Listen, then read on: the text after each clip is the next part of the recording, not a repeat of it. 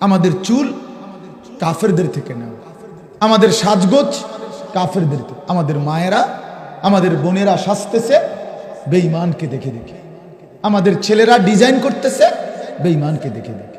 একটা ছেলে কও ভাইয়া সেলুনের দোকানে যে চারদিকে চুলের কাটিং লাগানো থাকে, একটা কোনো মুসলমানের চুল? বলো না বাপ, বলো। তোমার বিবেকে কি এদ্দুর?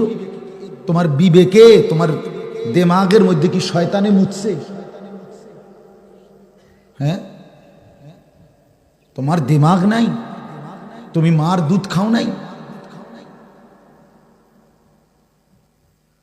তুমি একবারও জিজ্ঞাসা করলে না?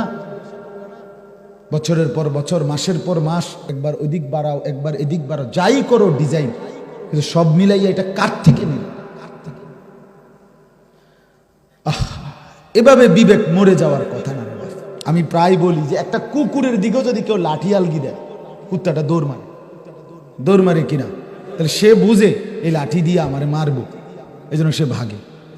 তুমি আমি যদি দিনের পর দিন আল্লাহর নাফরমানি করে যদি এটুকু না বুঝি যে আমি জাহান্নামের আগুনে জ্বলতে হবে, এদ্দুর বিবেকও যদি আমার না থাকে, আমার লগে কুত্তার লগেও তো বনে না।